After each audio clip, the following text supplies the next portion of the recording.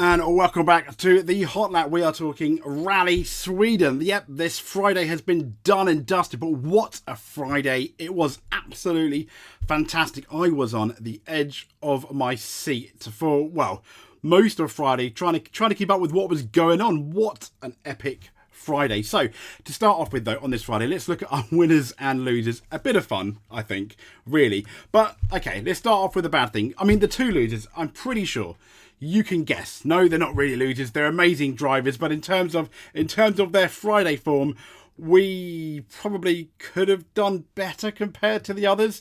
I mean, Rovanpera, yeah, okay, I used the Snapchat filter. He looks very sad, as he should be. I mean, this is the guy, favourite going in the lead, pretty sure he was going to win. I mean, throughout most of the rally, I was texting a buddy I've recently made who is a lot more educated about rally than me, absolutely schooling me on rally, which was really good because I've only been into rally for like the last two or 3 years. And we were really enjoying some of the stages. The WhatsApp ended up being almost a dissertation of rally, which was amazing. But Calais crashing out, what an absolute shocker. Who would have thought that? This guy had, to be fair, he's got nothing to lose. He's not going for a championship. So, I mean, well done to him. Well done to him. Also, the next loser, Mr. Tanak, crashed out as well. To be fair, he was going. It looked like the radiator had broken here and he was smoking. He was going slowly. And another Rally 1 driver nearly got him as well.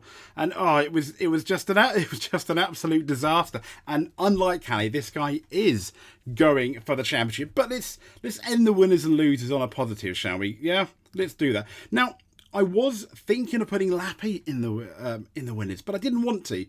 And this guy's the reason why. Yeah, he's up there. He's, I think, 3.2 seconds behind is Kasuta. And the reason why I think he's one of the winners over Lappy and our next one is I think he was absolutely fantastic, control, and he showed so much maturity. And on a day when you've got multiple champions, former champions, crashing out, having problems, Evans, still I think the championship favourite. We'll get onto him in a minute. Disastrous, but not all his fault, I think, completely.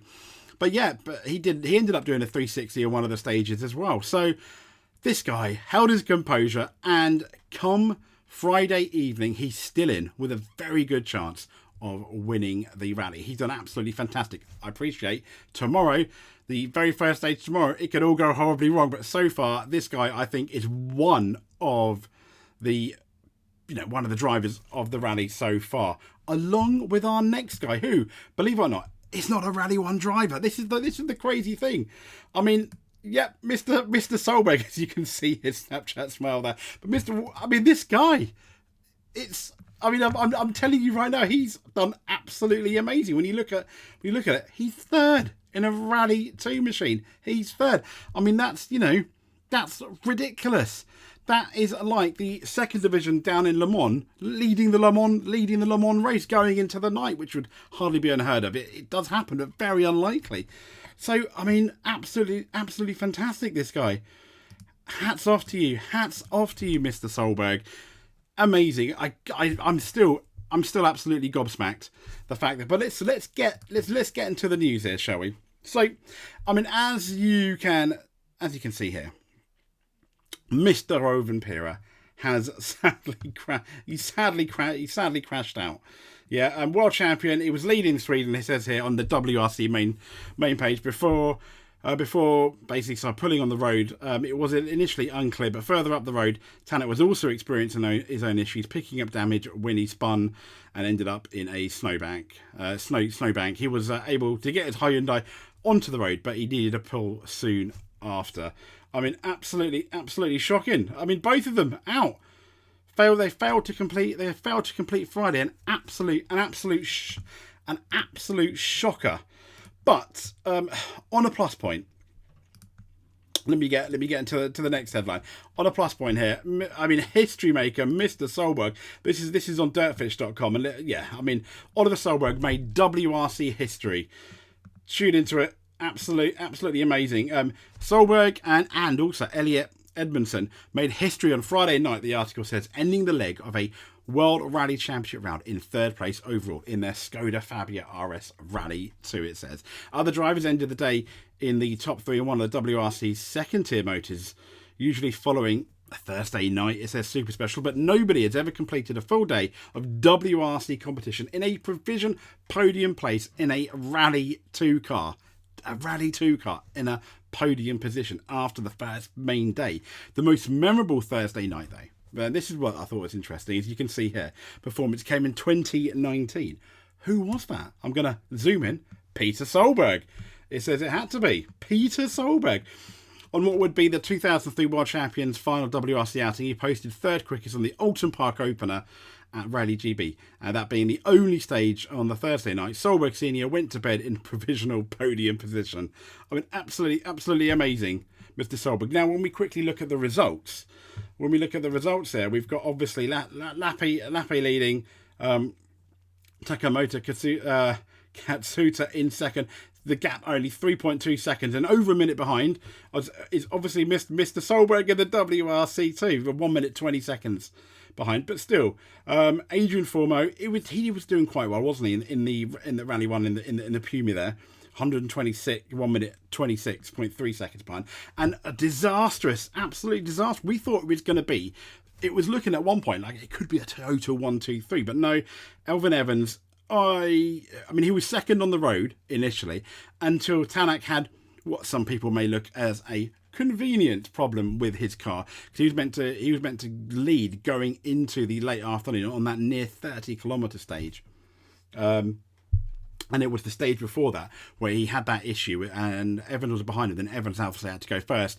So he ended up becoming the snowplow for everyone else and ended up losing a bucket load of time. And him being first then, it meant he was first also for that really long 30-kilometre stage as well, which I felt being first when he shouldn't have been, it should have been Tanak, was really unfair. I don't quite know. I don't have the rule book in front of me, but something has to be done with that, because at the end of the day, Tanak, his team, okay. It wasn't Tanak. Sorry, no, it was. I got it completely wrong. It was, massive apologies there. Mr. Evans, he got screwed over by, Thierry Neuville. I'm so sorry, Mr. Tanak. No. Apologies. It was the other Hyundai of Neuville who basically had that issue with the engine. Fair enough. And then Evans had to go first. Fair enough. I get that. I absolutely understand. Okay. And then, funny enough, his engine got fixed and he went second after Evans had cleaned it on the slightly smaller stage. But then what I didn't understand is why on this big 30-kilometre stage coming up after that, the positions of the starting positions weren't reversed, and why Neuville was not punished in any way for not getting his, for not being prepared and getting his start. Fair enough, not punishment, but I don't know why the order was not changed. Maybe it's in the rule book, potentially. But there we go. But that's pretty much the main updates, the main bits of news at the end on a fabulous Friday in Rally Sweden. If you made it to the end, like and subscribe if you can, and I guess we will speak to you soon.